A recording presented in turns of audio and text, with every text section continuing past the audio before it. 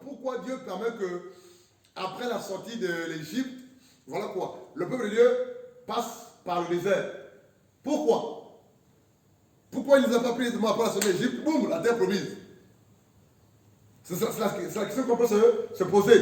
Pourquoi, après la sortie de l'Égypte, Dieu a fait passer son peuple par le chemin le plus long, et non par le chemin le plus court? Pourquoi? C'est la question qu'on peut se poser. Alléluia. C'est la question qu'on peut se poser. Allons-y. Pourquoi Jésus, après être reconnu par le Père que c'est mon fils bien-aimé à qui j'ai mis toute mon affection, alléluia, et que l'Esprit est venu sur lui comme une colombe, après ce baptême d'eau, tous les suites vont au désert pour 40 jours. Pourquoi, frère? Il y a l'enseignement derrière. Alléluia. Pourquoi lorsque tout le monde se convertit par la grâce de Dieu, on accepte Jésus comme Seigneur Sauveur personnel, après le baptême d'eau, c'est la souffrance qui commence vraiment faux. Amen. Pourquoi? Tu dois commencer là-bas, tout s'explique là-bas, Anne Falke sourit. Tout s'explique en fait. Voilà pourquoi ce livre-là est appelé Bible. Bible. En anglais, c'est combien? 2. C'est ça, non? 2 livres, 2 grands livres. Jésus n'a pas dit après sa résurrection, bon, débarrassez-vous de l'ancienne alliance et puis c'est fini là. Vous vous contentez seulement des secs que j'ai fait et puis c'est fini là. Non. Les 2 livres sont utiles. Quels sont ces 2 livres-là? L'ancienne alliance, la nouvelle alliance, c'est un livre. C'est les questions qu'on doit se poser. Pourquoi après la sortie de l'Égypte, tout de suite là, Dieu n'a pas amené son peuple à la terre promise? C'était facile, non? Vrai ou faux? Et ça devait nous aider, ça devait faciliter les choses, vrai ou faux? Le peuple ne devait pas avoir tous ces problèmes, toutes ces souffrances-là. Alléluia. Et pourquoi il est fait passer par la mer Rouge? Et pourquoi il est fait passer par le long chemin, non par le court chemin? Bon, Jésus-Christ vient après le baptême d'eau et puis on le reconnaît comme fils de Dieu, son père. Hein? Et puis après, boum, il va faire 40 jours dans le désert. Et là encore, il est éprouvé par le diable pendant 40 jours tentés. Pourquoi? Exode 13, 17. C'est la bonne référence. Or, quand Pharaon eut laissé aller le peuple, Dieu ne les conduisit point par le chemin du pays des Philistins, qui est le plus proche. Car Dieu dit, il est à craindre que le peuple ne se repente quand il verra la guerre et qu'il ne retourne en Égypte. Je continue. Mais 18, mais Dieu fit faire au peuple un détour par le chemin du désert, vers la mer Rouge. Et les enfants d'Israël montèrent en armes du pays d'Égypte. Arrête-toi là. La Bible dit que dans Nombre, Exode 13 d'abord, c'est ce que Jacques Nombre ce soir. Dans Exode 13, la Bible verset 17, lorsque Pharaon laissa aller le peuple, Dieu ne le conduisit point par le chemin du pays des Philistins, quoique le plus proche, le plus court. Ils sont sortis de l'Égypte. Pharaon a donné son ordre, son autorisation. Sortez.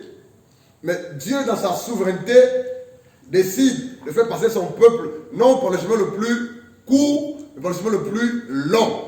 Et la Bible dit, le peuple pourrait se repentir en voyant la guerre et retourner en Égypte. Verset 18. Mais Dieu fit faire au peuple un détour par le chemin du désert. Le chemin du désert. Donc, c'était volontairement, venant de la part de Dieu, que Dieu a fait passer son peuple par le désert. C'est pas trompé en fait. Dieu savait qu'après la sortie de l'Égypte, il fallait qu'il fasse passer son peuple par le désert. Le désert. Mais quand on parle du désert, ici c'est le désert physique. C'est un lieu, c'est un endroit où la température est chaude, donc aride, c'est pas habité, il n'y a pas de l'eau, c'est du sable, il y a des scorpions, il y a des serpents, il y a des reptiles, c'est compliqué le désert. Et même lorsque tu marches sur le désert, à l'époque, le désert physique, tu sens la chaleur du sable parce que le soleil est ardent, puissant, chauffe énormément. Mais c'est Dieu qui a voulu que le peuple passe par là. Il dit au verset 18, mais Dieu fit faire au peuple un détour par le chemin du désert vers la mer Rouge. Donc Dieu savait que ce peuple-là, son peuple devait passer par la mer Rouge. C'était dans le plan de Dieu. Donc ce n'était pas un hasard. Donc Dieu savait aussi que la mer Rouge devait se fendre par le canal de Moïse. Et on continue. Juste Après la volonté de Dieu de faire passer son peuple par le désert, en passant par la mer Rouge, allons-y, dans Exode chapitre 15. Exode chapitre 15. On va lire le verset 22 jusqu'au verset 26. Allons-y. Exode 15, 22. Puis Moïse fit partir les Israélites de la mer Rouge, et ils tirèrent vers le désert de Shur. Et ils marchèrent 3 jours dans le désert et ne trouvèrent point d'eau. Arrête un instant là. Non. Ils sont sortis d'Égypte, ils passent par le chemin que Dieu a choisi, et par la suite, qu'est-ce qui se passe? Il y a la mer Rouge. Alléluia. Dieu fait le miracle, il traverse la mer Rouge. Rappelle-toi que quand on parle de la mer Rouge, il y a plusieurs symboliques. La mer Rouge symbolise le baptême d'eau. Dans l'ancienne alliance, la traversée du peuple par la mer Rouge est une image du baptême d'eau dans la nouvelle alliance au nom de Jésus. Amen. La traversée de la mer Rouge est aussi une image de la mort et de la résurrection de Christ Jésus. La traversée de la mer Rouge est aussi une image du baptême d'eau que tout le monde doit prendre. Or, le baptême d'eau est une image de la mort et de la résurrection en Christ Jésus. Colossiens en parle. Donc, Dieu sait. Et Dieu sait toutes choses. Donc, tout ce par quoi Dieu a fait passer son peuple, les Hébreux dans l'Alliance, a une portée spirituelle dans la nouvelle alliance. Précisément dans le corps de Christ que nous sommes. Donc, voilà pourquoi on ne peut pas négliger ou refuser de lire l'ancienne alliance. Parce que nous, on choisit lire les évangiles et le livre des actes, et c'est tout. Donc, on s'arrête là. Mais l'ancienne alliance, on ne lit pas. On ne lit pas parce que c'est des livres difficiles à comprendre, difficiles à cerner. Mais si tu veux comprendre la nouvelle alliance ou le livre de la nouvelle alliance, il faut aussi lire l'ancienne alliance en fait. Les deux se complètent, les deux livres. Mais nous on lit, et parfois on a du mal à lire le livre d'Apocalypse. Quand je me suis converti, par la grâce de Dieu, je me suis promis de lire les livres que les gens n'aiment pas lire. Quels sont ces livres-là? Le livre de Daniel. Alléluia. Le livre de l'Apocalypse, le livre de Lévitique, le livre de Nombres, etc. Mais j'ai dit, Seigneur, je vais lire ça. Je vais lire ces livres, même si je ne comprends pas, je vais lire et je vais relire. À tel point que quand je lisais ces livres à chaque fois, j'avais des violents maux de tête. Je ne comprenais rien du tout. Mais au fur et à mesure que je relisais par la grâce de Dieu, l'Esprit de Dieu m'éclairait avec les enseignements des uns et des autres par la grâce de Dieu. L'éclairage que nous donnait le Saint-Esprit. Et là, ils arrivent à la mer Rouge, ils traversent la mer Rouge, et tout de suite, c'est le désert qui commence, vrai ou faux.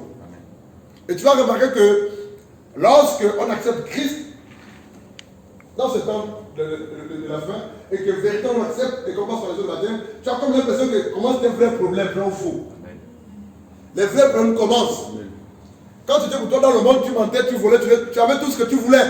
Tu trichais pour avoir de l'argent, tu couchais avec telle personne pour avoir de l'argent. Tu faisais les faux papiers, tu fraudais, tu faisais tout ce que tu voulais, tu mentais, tu faisais. Maintenant, une fois que tu es en Christ, Dieu te dit, mon fils, ma fille, voici mon code de la route, qui est la parole de Dieu. Et tu vas te rendre compte que tu n'as plus les avantages et les privilèges par rapport au monde et venant du monde. C'est ça le désert. Dieu t'apprend à compter sur lui, à dépendre de Christ Jésus, à être vrai, à être engagé, à être déterminé, à compter sur lui et sur la parole de Dieu, à laisser ton ancienne vie. Et une fois traversé la mer Rouge, boum, c'est le désert. Ils ont commencé à faire 3 jours, 3 jours. Ils ont commencé à avoir des problèmes. 3 jours de marche seulement, frère. 3 jours de marche. Sous le sable. Sur le sable. Le soleil ardent, les scorpions, les serpents. Et puis, la Bible dit au verset 23 s'il te plaît, Chou. Verset 23. 22. Verset 22. Puis Moïse fit partir les Israélites de la mer Rouge et ils tirèrent vers le désert de Shur. Et ils marchèrent 3 jours dans le désert et ne trouvèrent point d'eau. 23. Puis ils vinrent à Mara, mais ils ne purent boire les eaux de Mara car elles étaient amères. C'est pour cela que ce lieu fut appelé Mara. Arrête-toi là. 3 jours de marche. Le désert. Ne portons pas dans un désert. Qui a jamais un désert physique? Ça chauffe. Ça arrive. Il n'y a pas d'eau. Et vous marchez toute la journée, toute la nuit. Il n'y a pas d'arbre pour s'abriter du soleil. C'est compliqué. Ils ont marché pendant 3 jours. Ils avaient soif. Certainement, ils avaient faim, ils n'avaient rien à manger. Et ils ont trouvé un endroit qu'on appelle l'oasis, c'est ça, non? Où il y a un peu d'eau. Et dès qu'ils sautent dessus, pour voir l'eau est amère. Et ils se mettent en colère. En fait, ils murmurent. Le verbe qui sied au verbe murmurer, c'est qu'il se révolte. Le verbe se révolter. Quand quelqu'un murmure, c'est qu'il se révolte, soit contre Dieu ou contre quelqu'un. Et le murmure, ou le verbe se révolter, nous renvoie à un péché originel qui est l'orgueil. Donc les gens qui murmurent ou qui se révoltent sont remplis de ce qu'on appelle l'orgueil. Ils sont possédés par l'esprit du diable. Ne les écoutez pas, ne soyez pas leurs amis, fuyez-les. Et toutes les personnes qui sont révoltées contre Dieu, qui ont murmuré contre Dieu, ont été frappées, tuées dans le désert. Et ils ont commencé à murmurer, à se révolter contre Dieu. Parce qu'ils avaient soif. Mais la Bible dit quoi? Pendant que le peuple s'est murmuré et révolté contre Dieu, Moïse s'est retiré pour prier. Pour demander la volonté de Dieu. Et à peine sorti de l'Égypte, entre la mer rouge, boum, c'est le désert. Boum, tic-tac, rapidement, c'est le désert. Qu'est-ce qui se passe en fait? Qu'est-ce que Dieu veut nous enseigner en fait? Allons-y. On va revenir si Dieu permet. Allons-y. Matthieu chapitre 3.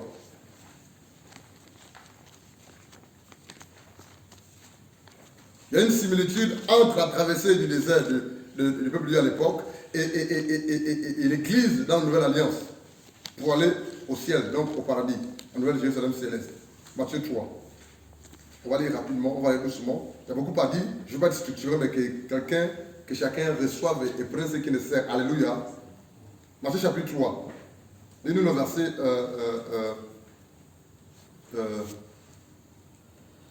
13, s'il te plaît.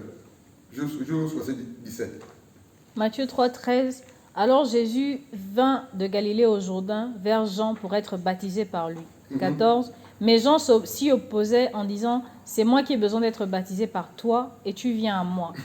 15. Et Jésus répondant lui dit, ne t'y oppose pas pour le moment, car c'est ainsi qu'il convient d'accomplir tout ce qui est juste. Alors il ne s'y opposa pas. 16. Et quand Jésus était baptisé, il sortit de l'eau, aussitôt de l'eau, et à l'instant les cieux s'ouvrirent à lui. Et il vit l'Esprit de Dieu descendant comme une colombe et venant sur lui. 17. Et voici une voix des cieux qui dit, celui-ci est mon fils bien-aimé en qui j'ai pris plaisir. Là, il faut que tu comprennes ça. Le jour que Dieu a dit, depuis son royaume assis là-bas, que Jean est mon fils, Gabriel est mon fils, Mavungu est ma fille, Donna est ma fille, c'est depuis le jour là que Dieu a commencé à se déchaîner sur toi. Le monde est ténèbres. Jésus entre dans le monde, et puis, voilà quoi, à l'âge de 30 ans, il s'est fait baptiser, et puis il commence son ministère, et là, le Père confirme, et tout le monde écoute. Tout le monde a écouté ce jour-là. Celui-ci est mon fils bien-aimé à qui j'ai vu toute mon affection. Et après ça, voilà quoi. La Bible au chapitre 4, vas-y, Matthieu 4, verset 1. Matthieu 4, alors Jésus fut emmené par l'Esprit dans le désert pour être tenté par le diable. Et après qu'il eut jeûné 40 jours et 40 nuits, il eut faim.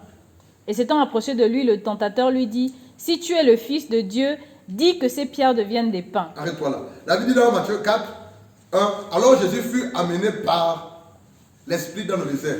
Après quoi? Après quel événement Jésus fut amené dans le désert? Après le baptême d'eau. Et la reconnaissance qu'il est le Fils de Dieu par son Père. Est-ce que ce n'est pas la même chose qui s'est passée dans l'Ancienne Alliance? Il sort du monde. Il commence à sortir du monde, c'est-à-dire de l'Égypte. Et puis boum, c'est la mer rouge. Il traverse la mer rouge, boum, c'est le désert. Boum, c'est les épreuves. Boum, c'est les problèmes. Boum, c'est ceci. Boum, c'est cela. Et Jésus vient dans le monde, il grandit, 30 ans, il commence son ministère. Avant de commencer son ministère, il passe par les heures de baptême. Son père le reconnaît comme fils bien-aimé. Et la Bible dit, l'Esprit de Dieu le conduisit au désert. De la même façon que Dieu a conduit son peuple dans le désert, l'Esprit de Dieu a conduit Jésus dans le désert. De la même façon que l'Esprit de Dieu a conduit Christ dans le désert, Dieu, après que tu sois converti de nouveau, Dieu te fera passer par le désert. Mais ce désert-là, la Bible dit clairement que alors Jésus fut amené par l'Esprit dans le désert pour être tenté par le diable, ou éprouvé, ou testé. Donc, ne pense pas que ta foi chrétienne ou ta vie chrétienne sera comme de rouler sur les rails en fait. Ou un train qui roule sur les rails. Et le chemin est tout tracé en fait. Et tout doucement. C'est faux. La Bible dit, en fait, c'est l'Esprit de Dieu qui a conduit Jésus dans le désert. Et Jésus est allé dans le désert pour jeûner, pour être tenté et éprouvé ou testé par le diable. Et comme il n'avait pas mangé, il est obligé de rester sans manger. Dieu permettra que tu sois éprouvé. Dieu permettra que tu passes par des choses difficiles. Parce qu'il veut quoi? Voir ce qui est dans de toi. T'enlever, t'épurer, te nettoyer, te briser, te nettoyer, te briser, t'équiper, te préparer. Amen. Pour enlever le monde en toi. Les désirs du monde. Les choses du monde. Le sale caractère. Le caractère mondain. Les pensées mondaines. Les attitudes mondaines. Les désirs mondains. Et là, Jésus va au désert et la Bible dit, là-bas il était tenté par le diable pendant 40 jours.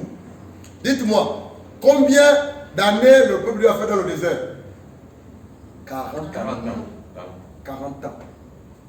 40 années. Mais en fait, c'était 40 jours. Et ensuite, à cause de l'incrédulité, un jour valait combien? Un an. Il faut lire dans le chapitre 14. Donc vous allez vous rendre compte que à cause de ton incrédulité ou à cause de ton état de désobéissance, tu peux freiner ce que Dieu peut faire en un jour, Dieu peut le faire en une année. Pardon? Je te dis pas. Ce que Dieu peut faire pour toi en une année, en un jour, il le fait en une année. Pourquoi? Parce que tu es incrédule, parce que tu es rebelle, parce que tu murmures, parce que tu désobéis. Donc il y a plusieurs personnes dans le Seigneur qui traînent pendant des années parce qu'ils ne comprennent pas, ils ne saisissent pas, ils ne se lèvent pas, ils n'obéissent pas.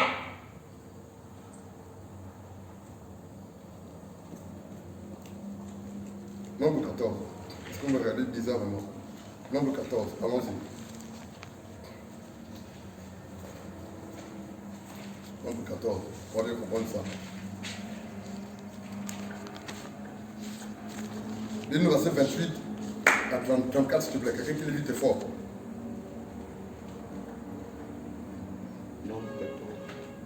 Nombre 14, 28 à 34.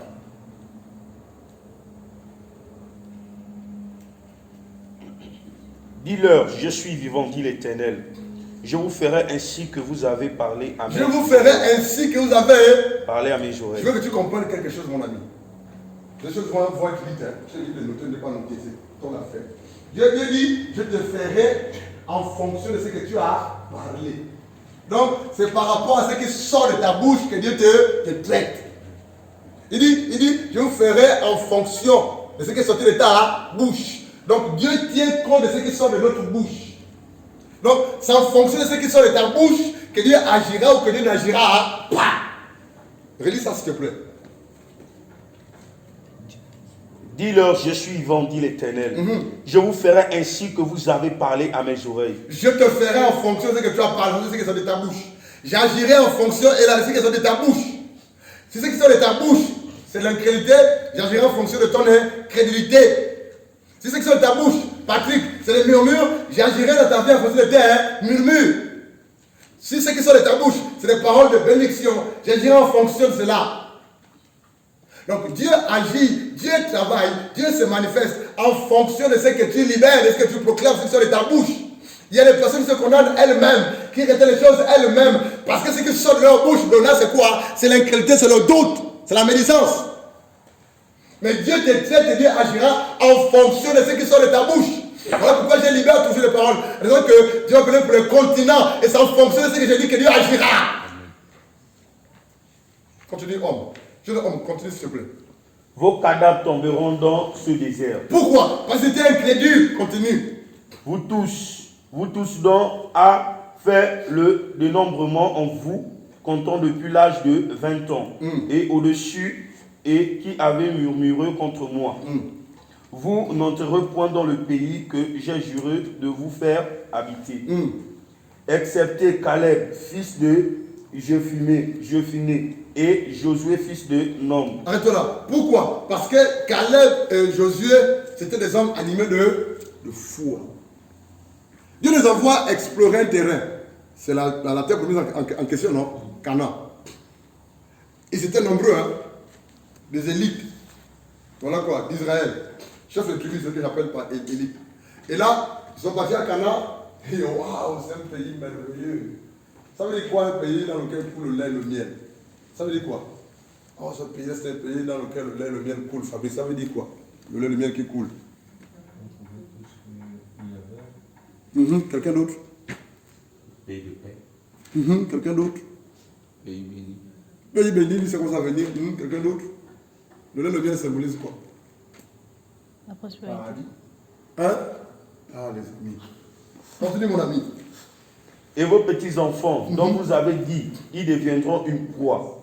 Je les y ferai entrer. Arrête-toi là. C'est comment Dieu prend une sentence dure et difficile. Qui a remarqué ça?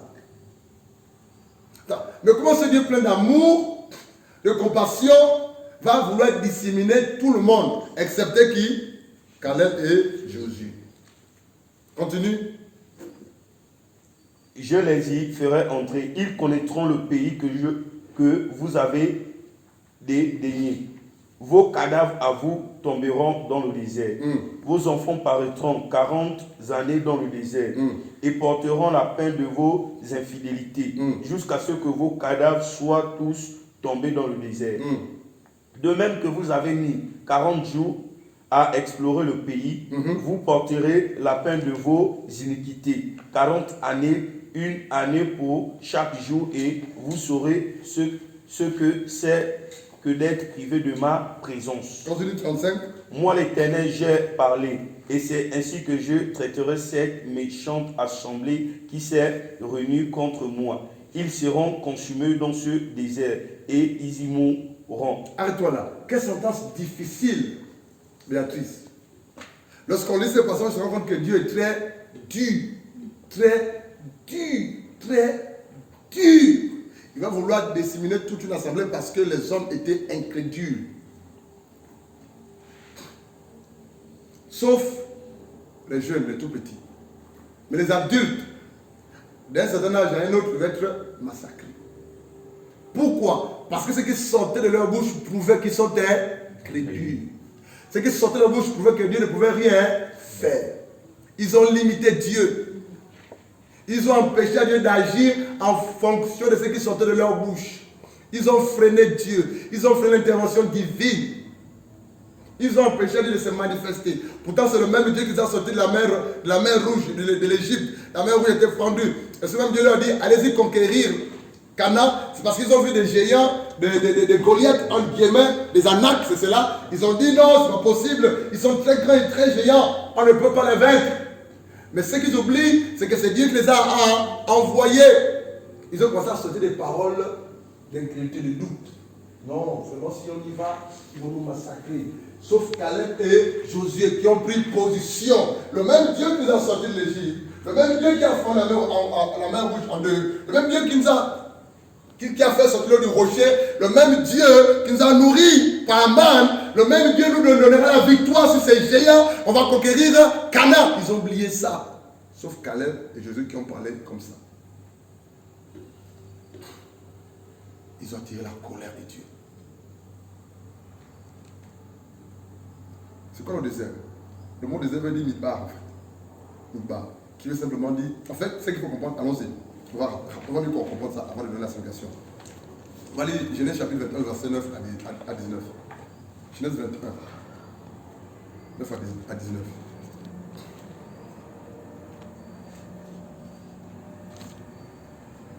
Genèse 21, 9. Et Sarah vit le fils d'Agar, l'Égyptienne, qu'elle avait enfanté à Abraham, qui riait. 10. Et elle dit à Abraham, chasse cette servante et son fils, car le temps de cette servante, le fils de cette servante n'héritera point avec mon fils, avec Isaac. 11. Et cette parole déplut fort à Abraham à cause de son fils. 12. Mais Dieu dit à Abraham, que cela ne te déplaise pas à cause de l'enfant et de ta servance. Quoi que te dise Sarah, obéis à sa voix, car c'est en Isaac que ta postérité sera appelée de ton nom. 13. Mais je ferai aussi du fils de ta servante, de la servante, une nation, parce qu'il est ta race. 14. Et Abraham se leva de bon matin, prit du pain et une outre d'eau et les donna à Agar, et il les mit sur son épaule et lui donna aussi l'enfant et la renvoya. Et elle s'en alla et erra dans le désert de Beersheba. 15. Quand l'eau de l'outre fut épuisée, elle laissa l'enfant sous un arbrisseau. 16. Et elle s'en alla et s'assit vis-à-vis, environ à la distance d'une portée d'arc. Et elle dit que je ne vois pas mourir l'enfant. Et elle s'assit vis-à-vis, éleva la voix et pleura. 17. Et Dieu entendit la voix du jeune garçon, et l'ange de Dieu appela des cieux Agar et lui dit: Qu'as-tu, Agar? Ne crains point, car Dieu a entendu la voix du jeune garçon là où il est. 18. Lève-toi, prends le jeune garçon et tiens-le par la main, car je ferai de lui une grande nation. 19. Et Dieu lui ouvrit les yeux, et elle vit un puits d'eau, et elle alla et remplit l'outre d'eau et donna à boire au jeune garçon. La Bible dit au verset 14, Abraham se leva de bon matin, il prit du pain et une outre d'eau qu'il donna à Agar et plaça sur son épaule. Il lui remit aussi l'enfant et la renvoya. Elle s'en alla et s'égara dans le désert de Beersheba. Abraham a exécuté, a obéi à Dieu. Ce fils-là, Ismaël, n'est pas le fils de la promesse. Alléluia. C'est pas toi. Et de la mère et de l'enfant. C'est très dur. C'est très dur. Frère, il y a quelque chose qu'il faut comprendre. Dans la marche chrétienne, il y a des séparations physiques que Dieu voudra que tu fasses. Et c'est alors que tu te sépareras physiquement avec un certain nombre de personnes que tu rentreras dans ta promesse ou dans tes promesses. Il a fallu qu'Abraham se sépare de qui? De Lot, pour qu'il rentre dans sa promesse.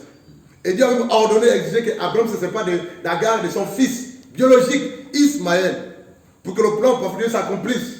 Donc, si toi tu comprends les choses charnellement et que tu refuses de te séparer avec certaines personnes ou avec certaines choses, tu n'entreras jamais dans ce qu'il Dieu fait avec toi. Et là, il obéit, se sépare. Il donne ce qui est nécessaire, l'eau, l'outre et tout ça, et il part dans le désert. La Bible, verset 15, quand l'eau de l'outre, de la gourde, entre guillemets, fut épuisée, elle laissa l'enfant sous un arbrisseau, un petit arbre, c'est cela. Verset 16, arbrisseau. 16, et alla s'asseoir vis-à-vis à une portée d'arc, car elle disait que je ne vois pas mourir mon enfant. Elle s'assit donc vis-à-vis de lui, éleva la voix et pleura. 17. Dieu entendit la voix de l'enfant. Qui pleurait? Qui pleurait? Qui pleurait? Qui pleurait? Qui élevait la voix? Mais comment est-ce que la Bible dit que Dieu a écouté la voix de l'enfant? Parce que c'est une partie d'Abraham. À cause de l'alliance qu'Abraham a avec Dieu, Ismaël a bénéficié de cela. Les hommes et les femmes d'alliance, vos enfants bénéficieront de votre alliance avec Dieu. Dieu se souviendra de vos enfants à cause certainement de ton alliance que tu as tissée, que Dieu a tissée avec toi.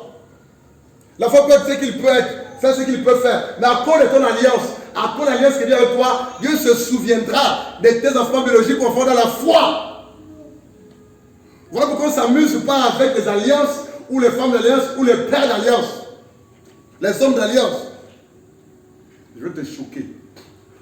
Je vais te choquer, je vais te choquer. Il y a des choses que vous ne pouvez pas comprendre et saisir si Dieu ne vous éclaire pas, mais je vais te choquer. Il y a certaines personnes qui prieront au nom du Dieu de tel serviteur de Dieu. Dieu agira à cause de cette parole-là. Ça, si vous comprenez ça. Allez, il faut me comprendre. Tu comprends vraiment? À cause de l'alliance que Dieu a avec cet homme, toi, tu vas dans ton péché, dans tes problèmes, mais tu dis, ah Seigneur, Seigneur, mais où est le Dieu de ma beaucoup Doris? À cause de l'alliance que Doris a avec Dieu et que j'invoque son Dieu, Dieu agira à cause de l'alliance qu'elle a avec Dieu. Mais il ne faudrait pas que tu fasses de cette femme-là ton idole. Dieu réagit à cause de l'alliance. Tu as cité un nom d'alliance. Un nom avec lequel il a tissé une alliance. Un homme, une femme avec laquelle il a tissé une alliance. Oui, frère, c'est la vérité. C'est le tournage qu'on a depuis un moment. Et c'est Agar qui a pleuré. C'est Agar qui a levé sa voix. Mais la Bible dit que Dieu a écouté la voix de qui? Des enfants. Pourquoi? Parce que c'est la sémence d'Abraham qui parlait. C'est l'alliance d'Abraham qui parlait. Et la Bible dit, au verset 17, Dieu a entendu la voix de l'enfant. Et l'ange de Dieu appela du ciel Agar. Et lui dit, qu'as-tu Agar? Est-ce que tu ne savais pas qu'elle avait un problème? Il y a des choses que Dieu veut que tu sortes de ta bouche pour qu'il agisse. Sors un peu de la surdité. Ose parler à Dieu. Tu es trop muet. Parle un peu à ton Dieu clairement. Seigneur, cette situation a trop duré. Agis, Seigneur. Fais quelque chose, je suis épuisé. Et la Bible dit au verset 17, Dieu a entendu la voix de qui? De l'enfant. Je veux parler plusieurs choses à la fois, frère. Je veux être structuré ce soir.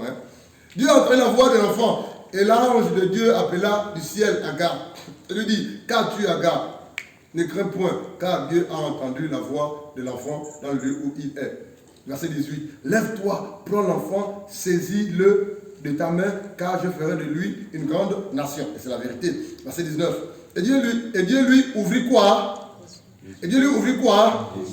Et elle vit un puits d'eau. Elle alla remplir d'eau lourde et donna à boire à l'enfant. Bon, dites-moi, pourquoi depuis qu'elle était assise, elle n'a pas vu ce puits-là? Pourquoi? Parce qu'elle n'a pas prié. Mauvaise réponse. Pourquoi? La question c'est... La question c'est, pourquoi étant assise au côté, étant dans le désert, Agar n'a pas vu ce puits, le puits qui était en face d'elle à côté d'elle? Pourquoi? Parce que ce puits, c'est non seulement. Non! Parce que... spirituel. Je suis d'accord, mais pas vraiment. C'est parce qu'elle était focalisée sur ses problèmes. Pardon? Vous vous focalisez sur vos problèmes personnels. Et les lamentations, les murmures, les pleurs et tout cela ne vont rien résoudre. Ne vont rien résoudre, les amis. Vous focalisez trop sur le problème et non celui qui a la solution du problème. Vous allez vers des hommes pour avoir une solution, alors au lieu d'aller vers celui qui a la solution par excellence. Vous comptez sur les hommes, vous cherchez les hommes, vous cherchez les prophètes, vous cherchez le serviteur de Dieu. On est chercher Christ, Jésus. Pourquoi? C'est après qu'elle a vu le puits. Parce qu'elle s'est lamentée sur le problème. Pour elle, c'était fini. Elle a me dit que je vais me mettre à côté, je vois l'enfant mourir, vrai ou faux. Il n'y avait plus de solution. Pourquoi? Parce que, pourquoi c'est après que le puits a été vu? C'est parce que Dieu a ouvert ses yeux. C'est après avoir parlé avec Dieu, ou que Dieu lui a parlé, que Dieu a ouvert ses yeux. Ça veut dire quoi? Ses yeux spirituels étaient fermés, ses oreilles spirituelles étaient fermées. Et c'est le cas de plusieurs personnes. La solution est là. Mais comme tout est fermé, spirituellement parlant, tu ne vois rien. Tu fais un rond, tu tournes un rond. Tu es sur place.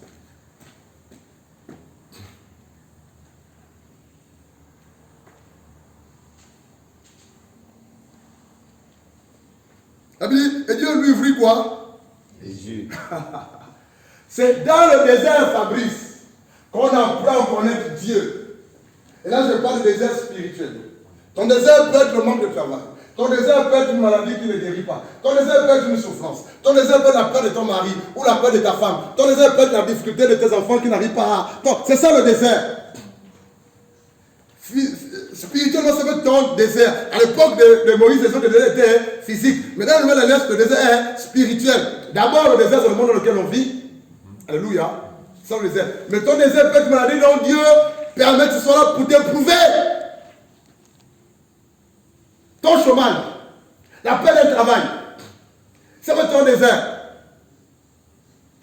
Le fait que tu ne manges pas matin, midi et soir, Dieu te donne le minimum, la manne. Ça peut être ton désert. Et lorsqu'on est dans le désert, Dieu nous donne le strict minimum. C'est pas ce que l'on veut que l'on obtienne dans le désert. Dans le désert, c'est le strict minimum.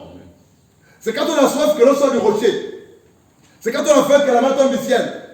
C'est quand on a faim que les oiseaux tombent du ciel à viande. C'est dans le désert. Dieu te donne le strict minimum. Pourquoi? Pour te préparer, pour t'équiper, pour te monter, pour te tailler, pour te faire souffrir, afin que tu apprennes à compter sur Dieu seul. C'est dans le désert que ta foi va augmenter. C'est dans le désert que tu vas prendre la prière de autorité compter sur Dieu. C'est dans le désert que tu vas supplier la grâce de Dieu. C'est dans le désert que tu vas chercher la face de Dieu. C'est dans le désert que tu vas apprendre à t'humilier, à te rabaisser. C'est dans la souffrance, dans l'humilité, dans les peines, dans les problèmes que tu vas crier matin, midi, soir à Dieu. C'est dans le désert que tu apprendras à dépendre de Dieu.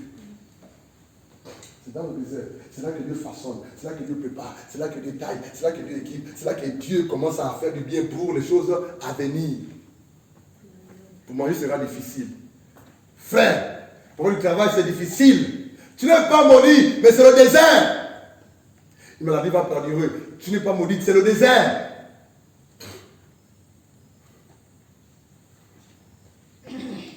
Et chacun pour sa part, en tant qu'enfant de Dieu, nous passerons par ce désert-là. Nous passons par ce désert-là.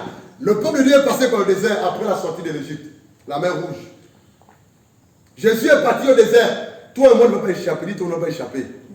On ne peut pas échapper, frère et soeur. On ne peut pas échapper. Tu mets bien dedans, même dedans.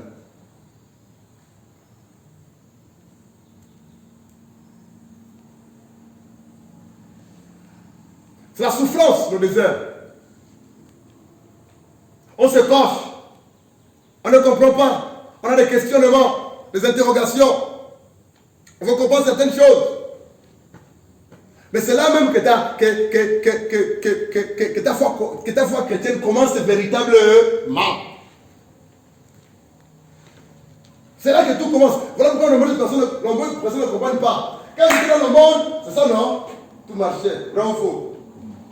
Je mangeais le pizza, le renom tous les jours. Je faisais ce que je voulais. J'avais l'argent. Mais ça, c'est le monde. Le monde, c'est... Et ce que tu as dans le monde, c'est le diable qui te l'a donné. Vrai ou faux? Dis amen si tu es honnête. Ce que tu as dans le monde, c'est le diable qui te l'a donné. Pourquoi? Parce que le diable était ton père. Tu mentais, tu étais fils du diable. Tu volais, tu étais fils du diable. Tu couchais avec des hommes ou avec des femmes, fils du diable. Donc toi-même tu te battais et ton diable te donnait ça à ton père. Et pourtant tu pensais que tu étais chrétienne. De temps en temps tu allais à l'église, tu priais, tu les dîmes, et tu donnais les offrandes avec qui tu as couché avec un homme, c'est ce que tu donnes comme offrande. L'argent pourri et sale. C'est ça le monde. Mais depuis le jour où tu as commencé et tu as réalisé, ça c'est pas Dieu, et que tu as décidé de régler ta vie à la lumière de la parole de Dieu, la Bible dit que celui qui veut vivre pieusement en Christ Jésus va souffrir. On ne te l'a pas dit. La Bible dit que celui qui veut obéir à la parole de Dieu, celui qui veut se sanctifier, celui qui veut vivre selon Dieu la parole de Dieu, va souffrir, va être persécuté, va être incompris, va être rejeté, va être abandonné, va être critiqué, va être insulté. Parce que tu as décidé de vivre selon les directives de la parole de Dieu, de te séparer du monde et des principes du monde. Tu vas souffrir si tu travailles. Tu serais une risée de moquerie dans tout le travail. Ta famille va te rejeter, va te critiquer, va t'insulter, va te traiter de tous les noms. Les démons de ta famille vont se lever parce que tu as décidé de marcher conforme à la parole de Dieu. Mais si tu es impliqué dans l'église et que dans le monde, il n'y a pas de problème, tu appelles toujours au diable. Pas de persécution. Tu peux mentir un moment, voler un moment, prier un moment, jeûner un moment, donner. Il n'y a pas de problème, tu appelles toujours au diable. Mais depuis le jour où tu as décidé de tout régler, de sortir du désert, de sortir du monde, de l'Égypte, et d'obéir à la parole de Dieu, ou de répondre à ton appel, c'est ça que tu as déclaré la guerre au diable. Et puis du coup, j'ai pleuré. Je ne sais pas pourquoi j'ai pleuré. Mon épouse est là. J'ai pleuré matin, midi et soir. J'ai pleuré, j'ai jeûné, j'ai pleuré. Dieu a tout verrouillé à l'époque, tout verrouillé. Même pour avoir 250 poches à la couche, pour mettre l'enfant, c'était difficile. Il fallait qu'on prenne les sachets là. Les sachets, c'est ça, non? Les 50 là, qui traînent à la maison, on attache la fois avec un bout, quelque chose pour qu'il ne puisse pas la mettre sur le matin. Mais entre-temps, quand tu t'élèves, tu prêches l'évangile, les âmes sont touchées. Tu pries pour les malades qui sont derrière le nom de Jésus. Mais chez toi, à la maison, tu souffres. Tu n'as rien à manger. Mais Dieu te dit, mon fils, persévère, continue à travailler. Seigneur, la maison d'autrui. Seigneur, les enfants. Seigneur, l'école. Dieu te dit, mon fils, compte sur moi. C'est dans le désert que tu apprends à compter sur Dieu. C'est dans le désert que tu réalises que Dieu t'aime et il ne t'abandonnera jamais. C'est dans le désert que tu apprends à connaître les cœurs des uns et des autres.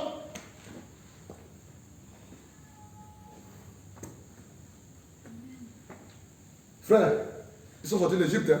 Ils sont rentrés au désert. Ils ont souffert. Ils ont même regretté les oignons, non? C'est ça, non? C'est ça, non? Bien, je prononce mal. Les oignons, j'ai fait la liaison en fait. Avocat bizarrement. Les oignons. C'est ça, non? Ils ont regretté les quoi? Les oignons, quoi encore? Les poivrons, les poulets. Non, pas les poulets, quoi? Dis les noirs en Égypte, on mangeait bien. Moïse, on va repartir parce que c'est compliqué ici. En fait, Dieu est en train d'enlever l'Égypte en eux, le monde en eux. Parce que tu ne peux pas entrer dans la terre promise avec le monde de l'Égypte en toi. Et c'est la même chose qui se passe quand on est en Christ. Oh, tu ne comprends pas, mon ami. Tu ne comprends pas. C'est dans le désert que Dieu a ouvert les yeux d'Agar. Vrai ou faux? C'est dans les épreuves, les difficultés qui vont générer ta foi, qui va t'ouvrir les yeux, que tu vas voir la gloire de Dieu. C'est dans le désert, les épreuves de ta foi, qui vont ouvrir tes oreilles pour entendre la voix de Dieu. C'est dans le désert qu'on apprend à écouter la voix de Dieu. C'est dans le désert qu'on apprend l'humilité, la simplicité. Parce que quand quelqu'un souffre, il est comment? Il se fait comment? Tout petit, humble. Vrai ou faux? C'est là, Dieu avant de t'élever, il va te faire souffrir, te faire passer dans le désert. Même si quand l'élévation arrive, tu sauras comment gérer ton élévation par la grâce de Dieu. Mais imagine, après le converti, comme tu es en haut, frère, tu es toujours orgueilleux. Tu as un peu les moyens, tu travailles un peu, tu as un peu, voilà quoi. Au moins, Dieu va t'amener en bas. C'est ce que nombreuses personnes ne comprennent pas. Tu dis, mais je souffre trop, Seigneur. Oh, pasteur, je souffre trop. Je souris, tu n'as pas souffert, tu vas bien souffrir. Oh, ça ne va pas. Même pour manger, c'est compliqué. Mais ce qui est bien fait, c'est que tu vas remarquer que chaque jour, Dieu te donne le strict minimum. Chaque jour. Il ne permettra jamais que tu meurs de faim. Les enfants meurent de faim. Il va te nourrir chaque jour. Chaque jour. En fait, tu vas tellement dépendre de lui que c'est un frère avec un demi-kilo de riz.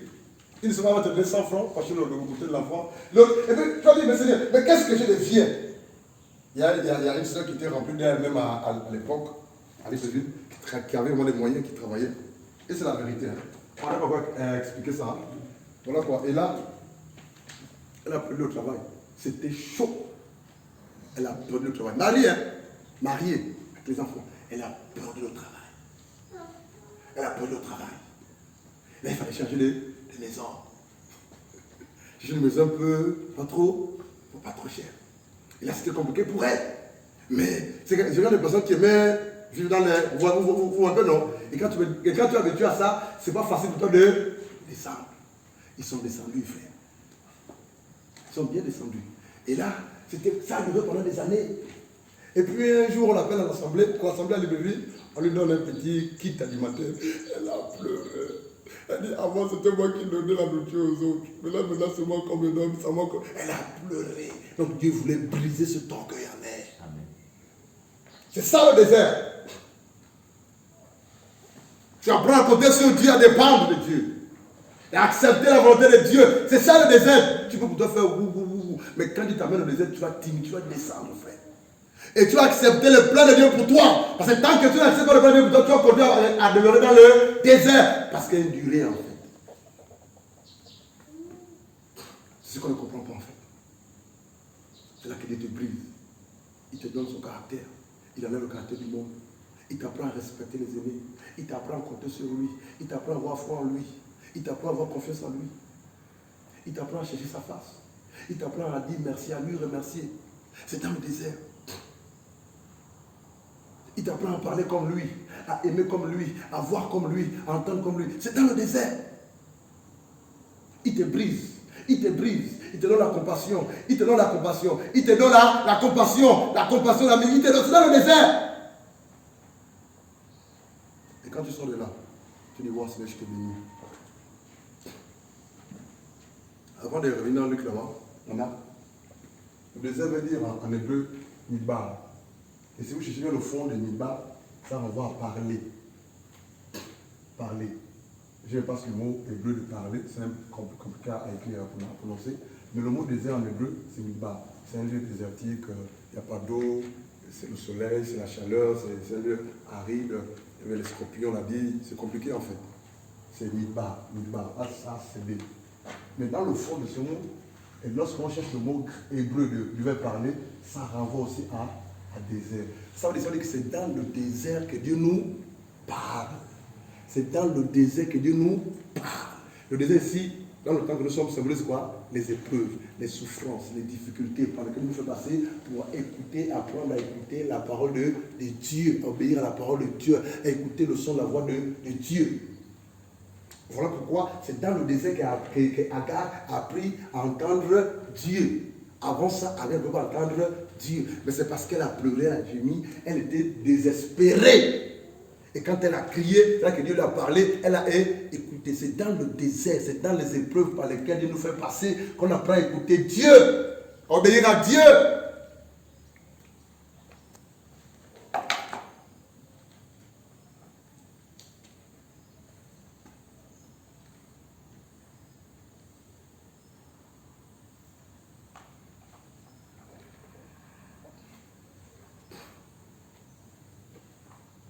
Allons-y. Jacques chapitre 1, 2, 3 et 4. Jacques 1. Tu n'as pas de question? On peut avancer? Alpha, tu n'as pas de question? En fait, quand on a commencé à parler de ça, tu disais que tu devais nous expliquer pourquoi Dieu a envoyé Jésus dans le désert. Oui, on va arriver. On va goûter comment revenir dans Marc 4. Je disais tout à l'heure, non? Dans Marc 4, on a parlé de Jésus, non? On va revenir. Alléluia, on va revenir. Restez sur ta question. Même en parlant, tu vas écouter. Alléluia, j'ai donné quel passage là? Jacques 1, 2, 3 là-bas. Allons-y. Je vois comme ça tout à l'heure. Vas-y. Si tu as la page, tu peux lire, toi qui as la page. Jacques 1, 2, 3. Jacques 1, 2 et 3. Estimez-le comme une parfaite joie, mes frères, quand vous serez en but à diverses tentations. 3. Sachant que l'épreuve de votre foi produit la patience. La Bible dit que l'épreuve de la foi, ou le désert par lequel Dieu te fait passer pour éprouver ta foi, a un seul objectif. Susciter en toi quoi? La patience. Dieu veut qu'on soit patient. Donc, il y a des déserts par lesquels Dieu le fait passer parce qu'il veut vraiment mettre en nous la notion de patience. On est tellement pressé, on court tellement. On veut tellement que ça se fasse comme ça, ou de telle manière. On veut tellement se marier en 2022. On veut tellement avoir un ministère. Mais tu oublies que, avant d'arriver là, tu dois passer par des épreuves. Ce sont ces épreuves-là qui doivent te qualifier ou te disqualifier. C'est ça le désert. Dieu nous fait passer par le désert, par les épreuves, par les difficultés, pour savoir si on peut supporter, si Dieu peut compter sur nous lorsqu'il nous élèvera, lorsqu'il nous bénira, lorsqu'il nous accordera un certain nombre de bénédictions. Bon, Blanchard, tu veux une assemblée de 10 000 personnes. Bon, est-ce qu'avec le peu de gens qu'il y a là, tu arrives à le supporter? Est-ce que tu le supportes? Est-ce que tu es patient? Toi, tu veux 10 000 personnes. Bon, quand tu as 10 000 personnes, mais tu vas t'effondrer. Donc, avant de t'amener à 10 000 personnes, il fait quoi? Il t'éprouve. Il te fait passer par le désert. Il te teste. Il te prépare. Il t'équipe. Il te brise. Il t'avertit. Il met des épreuves, des obstacles. C'est ça en fait. Dieu veut produire en toi et moi la patience. L'amour, c'est dans le désert qu'on apprend à aimer Dieu véritablement. Parce qu'il n'y a rien. Tu as appris ton travail et puis Dieu il veut juste se rendre compte, il veut juste se vérifier. Tu vas continuer à l'aimer comme tu l'aimais pendant que tu travaillais. Tu es marié dans le Seigneur, ton mari meurt. Et puis, Seigneur, comment tu vas me marier alors que je vais faire comment, Seigneur? Je ne veux plus te prier. C'est ton problème. Tu n'aimes pas Dieu. Oui. C'est dans le désert que Dieu nous éprouve. C'est Adélien qui l'éprouve là. Il nous éprouve bien là. Tu avais un bon travail, tu avais beaucoup d'argent et tu prends le travail. On te pose un petit travail, on te paye la moitié de ce que, même pas la moitié de ce que tu avais. Tu dis non, orgueilleux, orgueilleuse. Donc Dieu prend tout son temps. Dieu prend tout son temps. Dieu prend tout son temps. Continue, le verset 4. Verset 4. Mais que la patience ait son œuvre parfaite. Continue. Afin que vous soyez parfaits et accomplis, ne manquant de rien.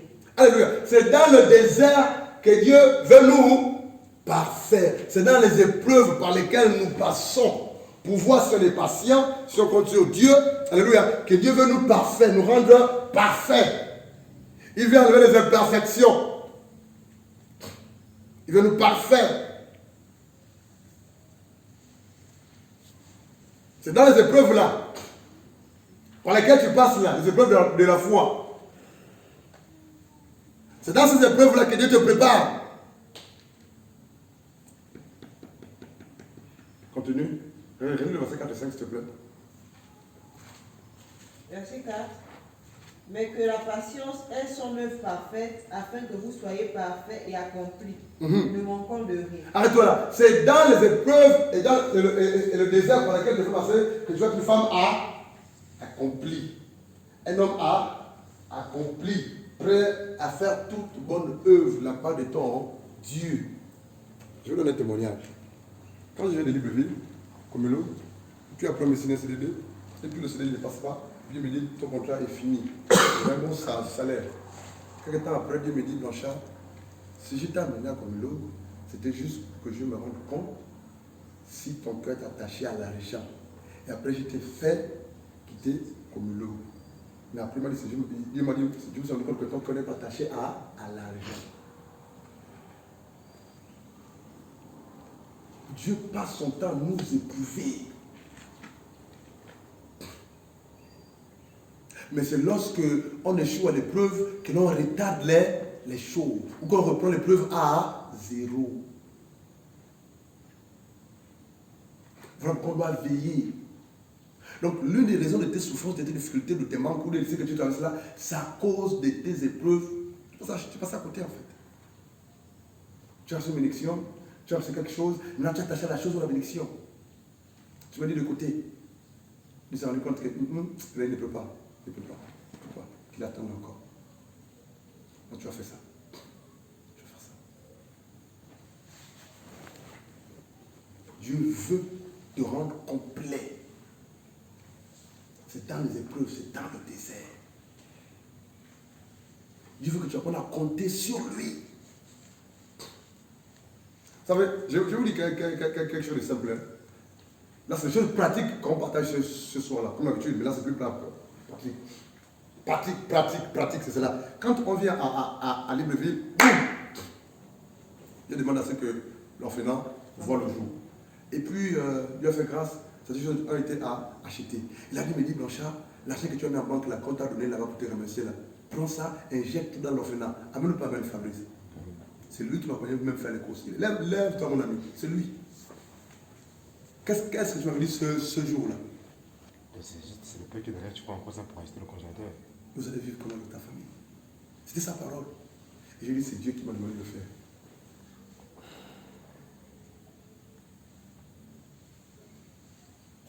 Et il m'a dit, Blanchard, c'est parce que tu as obéi. L'orphelin ne manquera de rien. Frère, c'est pratiquement 1 million, des besoins de l'arche de l'orphelinat chaque fin du mois, pratiquement. Mais on n'a jamais fait un mois sans payer.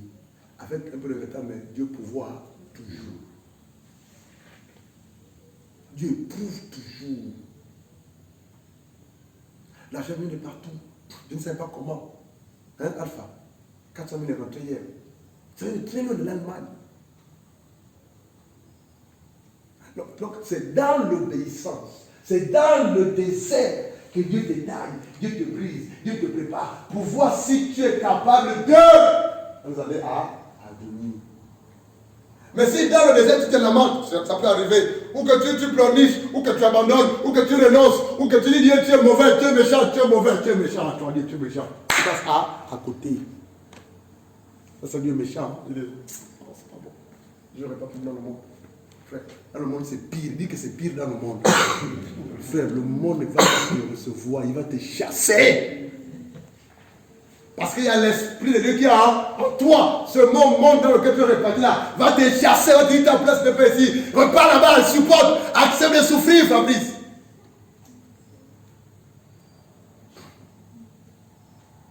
Parce que l'on pense que la vie chrétienne c'est voilà quoi, frère.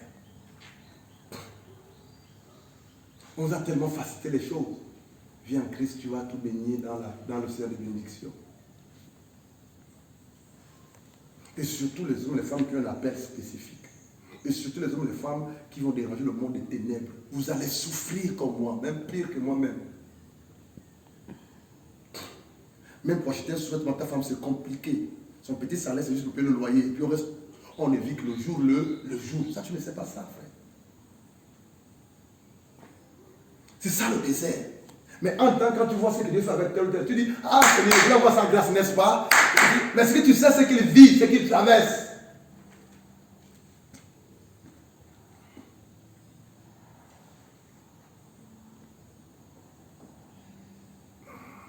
Et tout ce qui te fortifie.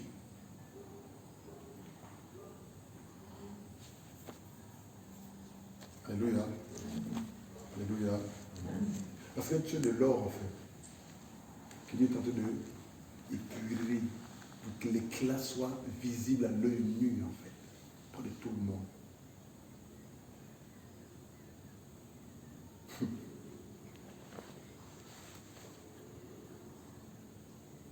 Et il y a même certaines personnes que Dieu va faire passer par le désert, frère.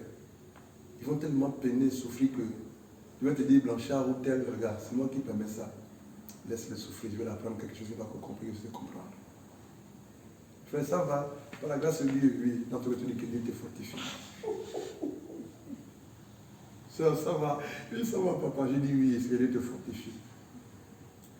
La personne t'apprend une leçon dans le désert.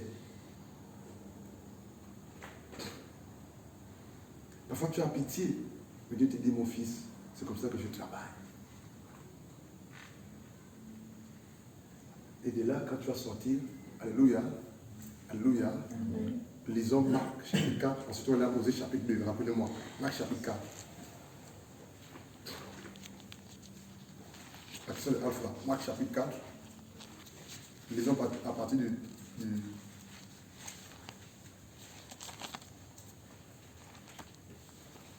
à partir du verset 1, rapidement, jusqu'au verset 11, ensuite on va aller dans Luc. Marc 4, 1. Alors Jésus fut emmené par l'Esprit dans le désert pour être... Allons dans Luc 4, s'enchaîner là-bas, c'est mieux. C'est la même chose dans Luc 4, amen.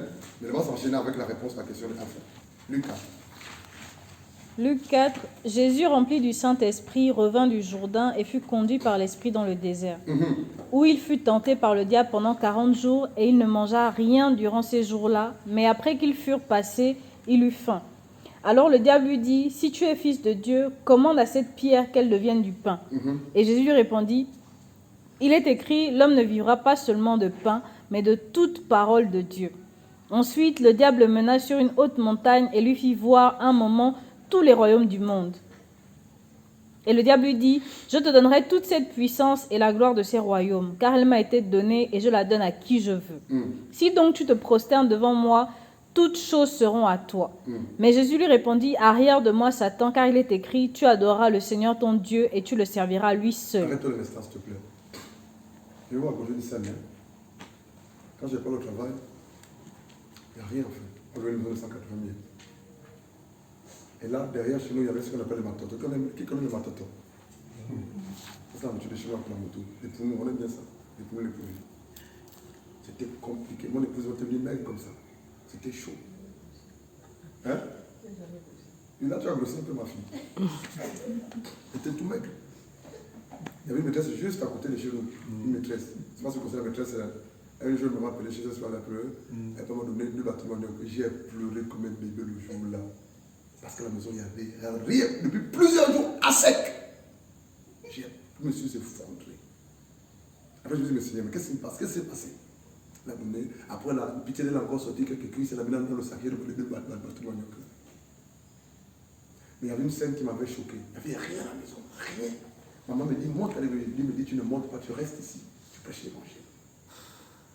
Le directeur de communauté adjoint des machins là. Ici, il me dit, non, le dossier, il me dit, pas le dossier, tu ne donnes pas le dossier. Tu prêches l'évangile, tu ne travailles pas. Et là, il y a des bateaux derrière. Vous voyez la barrière là. Je suis monté sur la barrière en haut. La bananier était de l'autre côté. Quand j'ai dans mon zap au vide,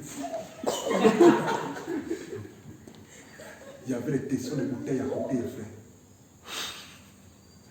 C'est que je suis dans l'autre barrière en fait. Derrière l'orphelinat avant mon mandat 3. Et puis, c'est l'autre concession. Mais le propriétaire peut couper les bananes. Mais les bananiers, il a dit c'est le tue des singes. Mais non, manger ça parce que c'était précieux pour nous à l'époque là, frère, le tue des singes. C'était précieux. Et on te mange ça comme ça, sans rien, avec les enfants. Rien. Le sel, il n'y a rien, frère.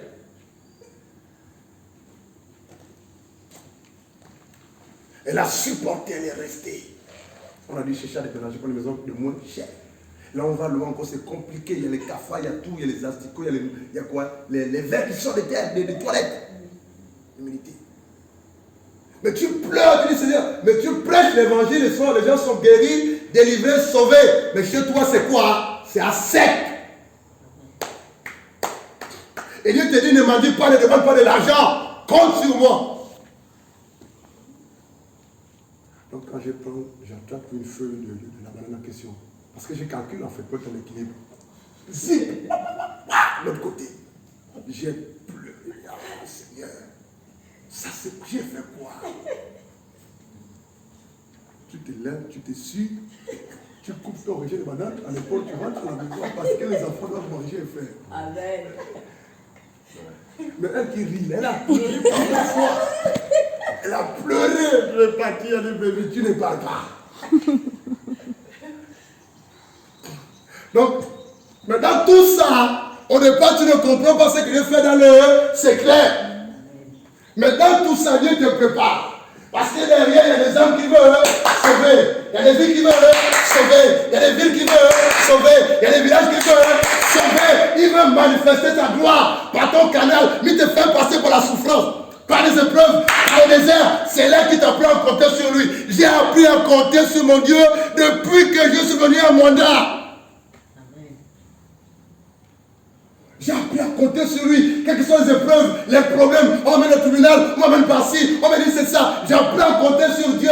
L'orphelin n'a pas l'argent. J'ai appris à compter sur Dieu.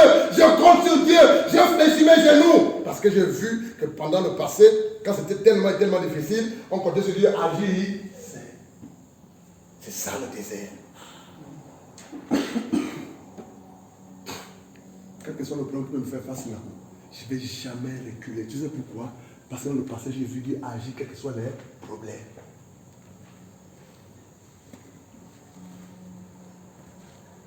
C'est là que Dieu te prépare. C'est là qu'il commence à t'élever. C'est là qu'il dit, lui, mon fils, ma fille, je peux avoir confiance à lui.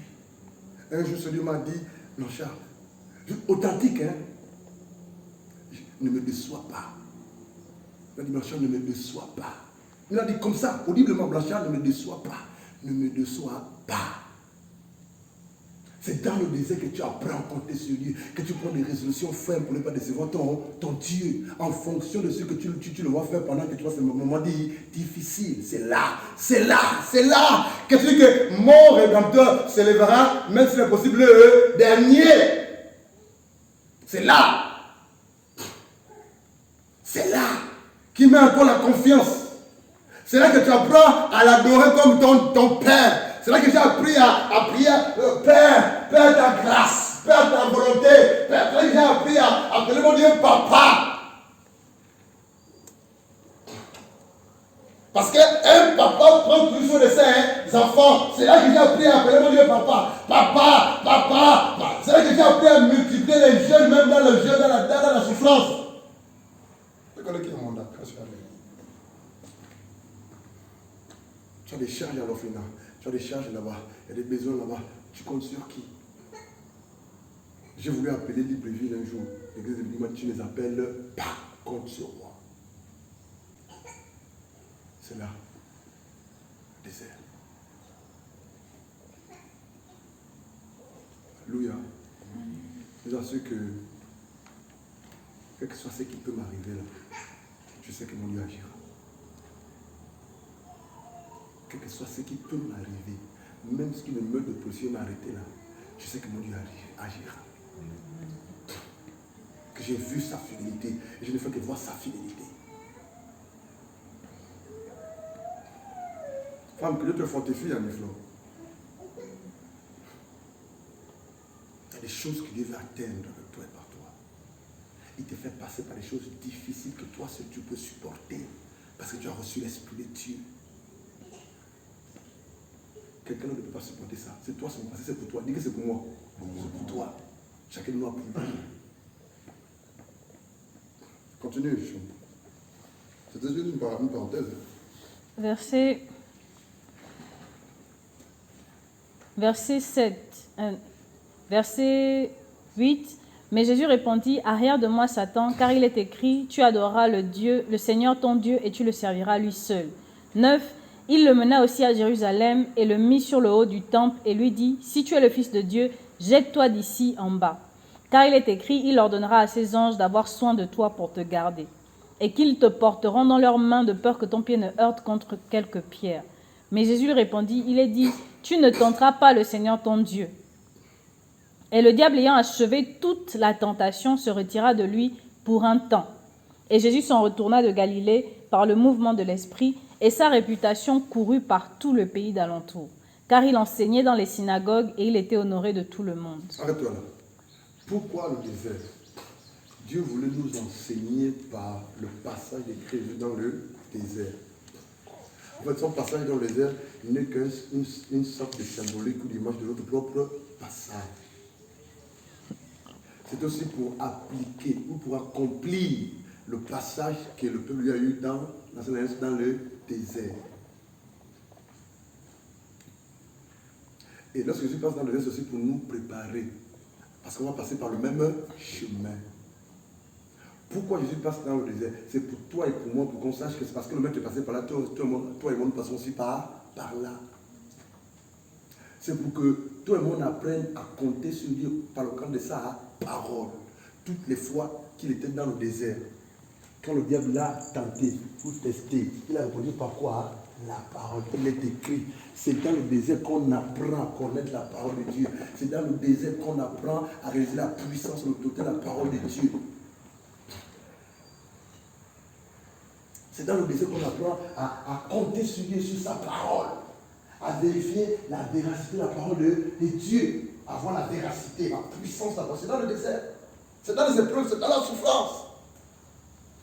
C'est là que tu vas réaliser, waouh! Donc ce qui est écrit dans ce livre-là, c'est la réalité. Parce que ce que tu vas traverser, Dieu va t'aider à les résoudre par la parole de Dieu. Tu vas mettre en pratique la parole de Dieu, tu vas citer la parole de Dieu, tu verras des résultats. Malgré la souffrance, malgré les difficultés, malgré les peines, tu verras que la parole de Dieu s'accomplit et tu vas continuer à aller de l'avant.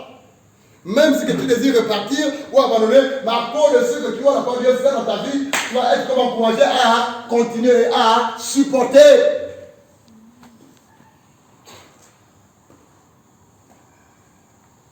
Frère, tu prêches l'évangile un jour, on était encore à l'orphelinat, Dieu guérit, Dieu restaure, c'est puissant. Mais quand tu arrives à la maison, le toi est sec.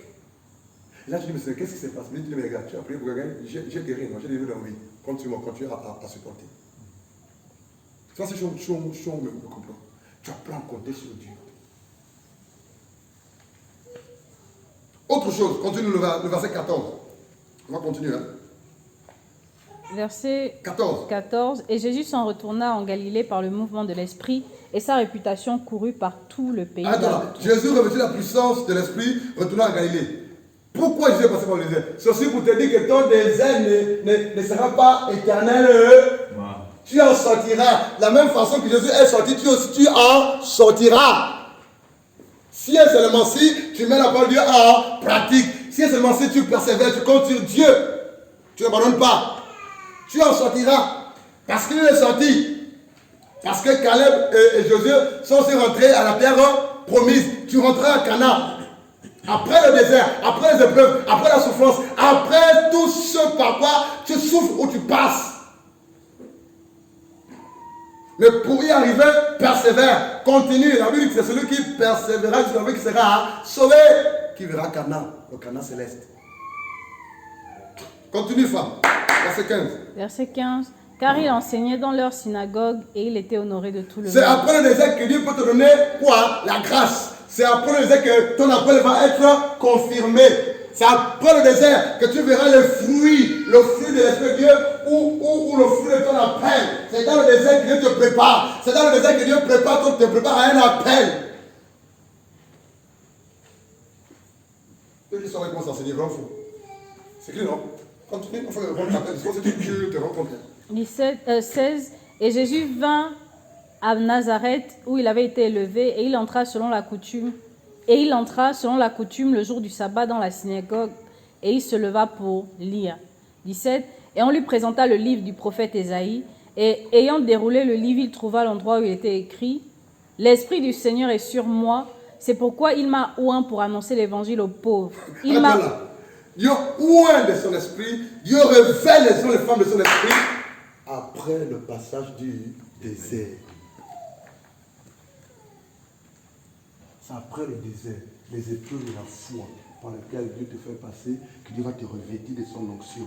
C'est alors que quand tu sortiras de ce temps de désert, d'épreuves-là, quand tu te lèveras, sois guéri au nom de Jésus, quelque chose se passe. Lève tes mains, que l'onction de Dieu te touche pour au sol. C'est dans le désert qu'il te révèle de son onction, de sa puissance, de son autorité. C'est là-dedans. C'est dans le désert, ce n'est pas ailleurs. Ce n'est pas dans... Non, c'est dans le désert, c'est dans les épreuves de la foi. Continue. Il m'a envoyé pour guérir ceux qui ont le cœur brisé. Et quand tu sortiras là, tu vas guérir les hommes, les femmes au nom de Jésus, ceux qui ont le cœur brisé. Tu vas chasser les démons au nom de Jésus. Les gens seront guéris. Pourquoi? Parce que tu es passé par la souffrance, par le désert, par les épreuves, par le manque, par la faim, par les critiques, par les murmures, par le manque, par toutes ces choses-là. Seul, chez toi, quelque part. Pendant ce temps, les uns les autres s'enjoyaient en fait. Se réjouissaient. Mais toi, quelque part, tu souffres. Mais quand tu sors de là, c'est alors que quand tu prieras, le ciel s'ouvrira et Dieu répondra. Que Dieu te bénisse. Donc, je ne comprends pas. Ma famille se prend, s'attaque à moi. Pourtant, je n'ai rien fait. Non, vraiment, c'est le désert, du désert. Oh, vraiment, je ne comprends pas. Au départ, je pleurais. Hein, quand on me disait que non, le président, quand il a un serpent, j'ai pleuré. N'est-ce pas? La chambre, comment il peut dire que j'ai un serpent? Il m'a réprimandé sévèrement. Lève-toi, Blanchard. Tu pleures pourquoi? Moi, qu'est-ce qu'on va dire? On a dit quoi à mon sujet? C'est ça le désert. Et quand tu sors, tu dis, waouh, Seigneur, non, tu passes par là, c'est normal que je passe par. Quand tu commences à accepter la volonté de Dieu, ou la vie par lequel, ou le chemin par lequel, le chemin par lequel Dieu te fait passer, frère, c'est là que les grandes et les bonnes choses commencent à arriver dans ta vie. C'est Dieu qui a décidé que son peuple passe par quoi? Le désert. Parce qu'il voulait les enseigner. Et Dieu te fera passer par son chemin, pas par ton chemin. Donc, si toi tu veux corriger Dieu ou prendre un autre chemin, tu vas faire ça toute ta vie. Après, quand tu prendras conscience, beaucoup des années sont déjà passées. Et là où tu veux déjà être aujourd'hui, tu commences encore à zéro. Donc, je dis, Seigneur, je ne veux pas être en retard. Question.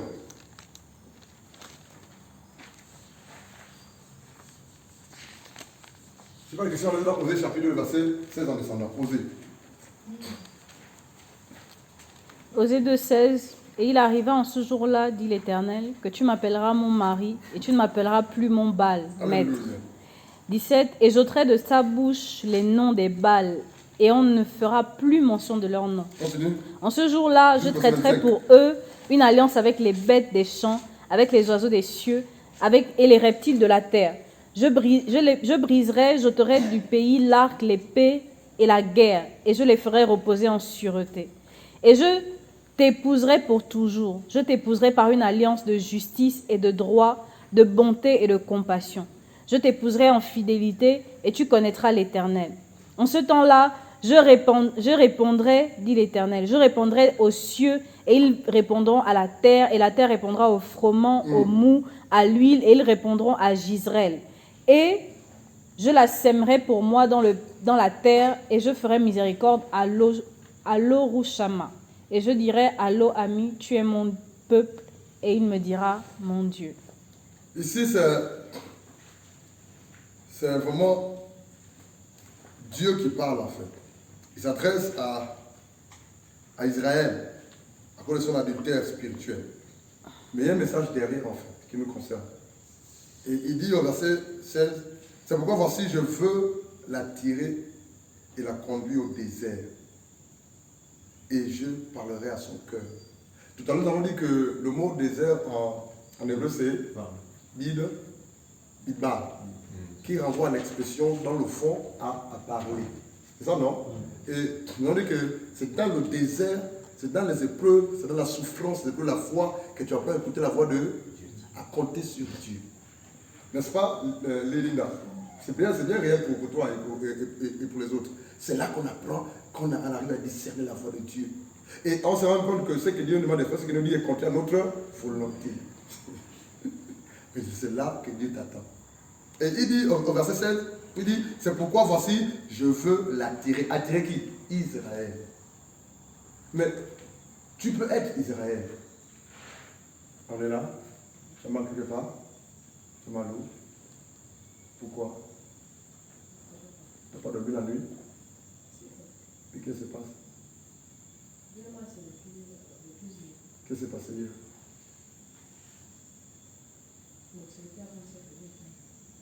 Finalement, tu dis quoi?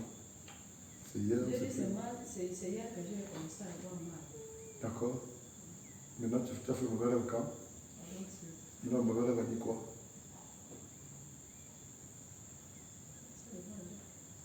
Ah d'accord, tu veux parler ça après, hein? Allons-y. Il dit, c'est pourquoi, donc on prie après ton rêve, hein? Après l'expression de ton rêve, hein? D'accord. Il dit, c'est pourquoi voici, à la fin, tu vois, l'ancien Patrick, tu te souviens, hein? Tu expliques ça après, on prie pour toi, hein? Ok. Elle dit, c'est pourquoi, voici, je veux la tirer et la conduire au désert. Donc ici, on comprend que c'est Dieu qui nous attire, c'est Dieu qui nous conduit. Pour quel but, Sophia? Allez, frère, pour quel but Dieu nous fait passer par le désert? La réponse est là. Il dit, et je parlerai à son cœur. Donc, c'est dans les épreuves de la foi, c'est dans des temps de désert, voilà quoi, que Dieu veut parler à ton cœur, que Dieu veut séduire ton cœur, que Dieu veut te faire comprendre certaines choses, que Dieu veut te révéler certaines choses, que Dieu veut te communiquer certaines choses, que Dieu veut t'expliquer certaines choses, que Dieu veut t'entrer dans sa profondeur, sa profondeur. Il dit, Gabriel, c'est pourquoi, voici, je veux t'attirer, te conduire au désert. Donc Dieu va permettre que tu passes par des situations difficiles, des épreuves difficiles. Pourquoi? Parce qu'il veut parler à ton cœur. Il veut se révéler à ton cœur. Il veut te communiquer certaines choses. Et ces choses sont utiles, un, pour ta marche, ta foi, deux, pour ton salut. Mais entre guillemets, qui sont utiles pour ta foi et pour ton salut, mais surtout pour ton appel, pour ton ministère. Au milieu là. Et c'est là-bas que Dieu va te parler. Et c'est là-bas qu'il va te préparer. C'est là-bas qu'il va se révéler à toi. C'est là-bas qu'il va te donner des interdictions. Des interdictions. Fais comme ça, fais comme ça, fais ceci, fais cela, fais cela. C'est là-bas dans le désert.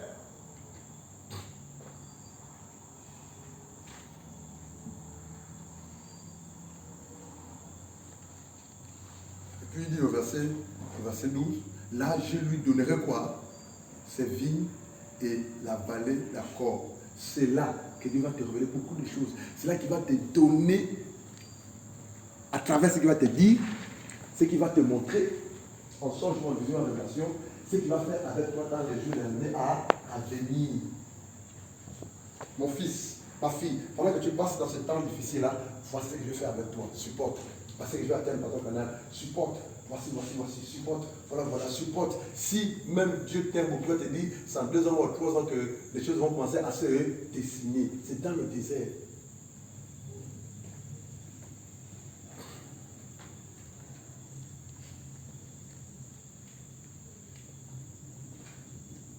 Verset 21. Lis le verset 21, s'il te plaît.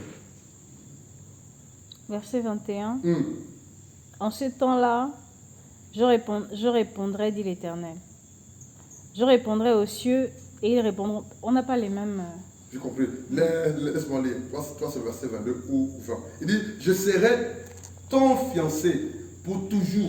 Waouh. Je serai ton fiancé par la justice, la droiture, la grâce et la miséricorde. Il dit au verset 22, je serai ton fiancé par la fidélité et tu reconnaîtras l'Éternel.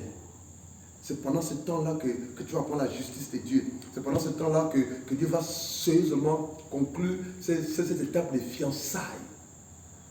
Que tu sauras que ton Dieu ne va jamais t'abandonner parce que tu es accroché à lui en fait. C'est pendant ce temps-là que tu vas prendre la justice de Dieu, la droiture de Dieu. Dieu va demander de ta part d'être droit, d'être radical, de compter sur lui, de lui obéir. C'est là qu'il va te dire fais comme ça, fais comme ça, va à gauche, va à droite, obéis, telle personne ne va pas. C'est dans le désert et c'est là qu'il va voir ton niveau, ton degré d'obéissance. À première vue, ça va être difficile, compliqué. Mais la Bible dit que si tu es ferme, alléluia, si tu es fidèle, si tu es engagé, il ne t'abandonnera jamais. C'est là qu'il va te révéler les profondeurs de son amour pour toi. C'est là que tu vas réaliser qu'il t'aime. C'est là que tu vas réaliser que vraiment, il a des projets de paix et de bonheur pour toi. Mais avant de passer ou de bénéficier des projets de paix et de bonheur pour toi, il va d'abord que tu souffres. Notre Dieu a souffert. Il a souffert, il a pleuré, il a crié, il était rejeté, insulté, craché, abandonné. Tu passeras par là.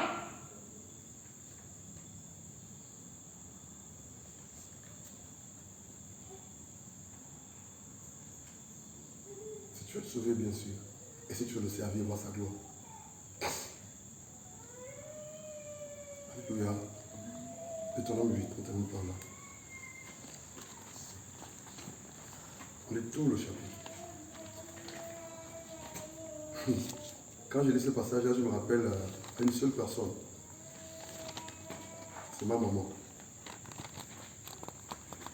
Le verset qu'elle me donnait toujours le chapitre, là, lit tout le chapitre. Au départ, pour moi, elle me fatiguait en fait. Elle me fatiguait parce qu'elle me demandait de lire ça tous les jours. C'est là que je comprends pourquoi ça fait. Deutéronome chapitre 8, tout le chapitre n'est pas long. Quelqu'un peut commencer. Deutéronome 8, verset 1. Vous prendrez garde à pratiquer tous les commandements que je vous commande aujourd'hui, afin que vous viviez et que vous multipliez et que vous entriez dans le pays que l'Éternel a promis par serment à vos pères. Écoutez bien les amis, et réalisez ce chapitre-là chez vous tous les jours.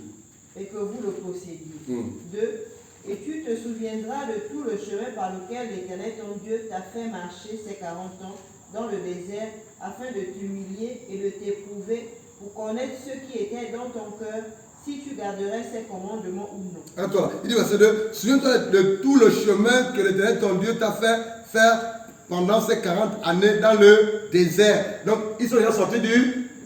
Alléluia. Et là, Moïse rappelle la parole de Dieu. Et Dieu dit au verset 8, souviens-toi, peuple de Dieu, de tout le chemin que l'Éternel ton Dieu t'a fait faire pendant ces 40 années dans le désert, afin de t'humilier. Donc, Dieu nous fait passer par le désert pour nous humilier et de t'éprouver pour savoir quelles étaient les dispositions de ton cœur et si tu garderais ou non ses commandements ou sa parole.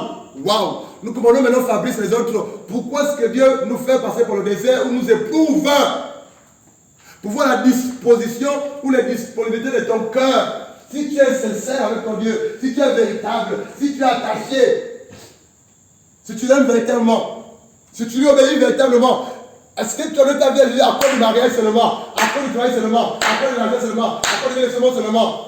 Si ce n'est que pour ça, lorsque Dieu te verra passer par des épreuves, lors de ton désert, tu vas abandonner Dieu.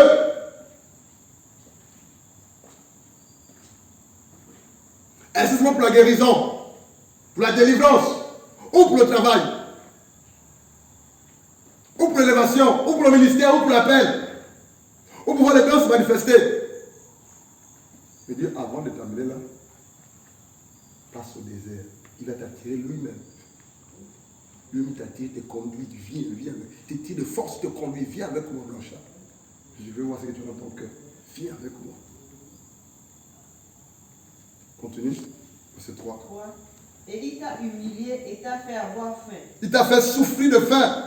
Et il t'a fait manger la manne que tu n'avais pas connue. Il t'a donné le nécessaire. Le nécessaire. Alléluia. Le nécessaire. Le strict minimum pour que tu ne meurs pas de faim. Et Dieu veut que tu te contentes de ce qu'il te donne. Si c'est le lait sec, mange. Si c'est le riz sans huile, prépare et mange avec tes enfants bénis. Dieu. Si aujourd'hui il n'a pas donné, demain il te donnera au nom de Jésus. Continue. Et il t'a fait manger la manne que tu n'avais pas connue et que tes pères n'ont pas connue, afin de te faire connaître que l'homme ne vit pas de pain seulement. La manne tombait une fois par jour, vrai ou faux? Au petit matin, pour toute la journée, ça pour le lendemain. Continue. Mais que l'homme vivra de tout ce qui sort de la bouche de l'Éternel. Dieu te fait passer par le désert pour que tu apprennes à vivre de la parole de Dieu. Continue. 4. Ton vêtement ne s'est point usé sur toi, et ton pied ne s'est point enflé. Tu ne mourras pas. Hein? Tu ne mourras pas. Tu ne mourras pas. Alléluia. Continue. 5. Connais dans ton cœur que comme un homme châtie son fils, l'Éternel ton Dieu te châtie. Le désert permet aussi à te châtier. Il te fait passer par les épreuves. Il te fait passer par le désert pour te châtier. Pour voir si après ou pendant ce châtiment-là, tu vas te révéler contre Dieu. Il te châtie, il te fouette bien. Continue. 6. Égale les commandements de l'Éternel ton Dieu pour marcher dans ses voies et pour le craindre. 7.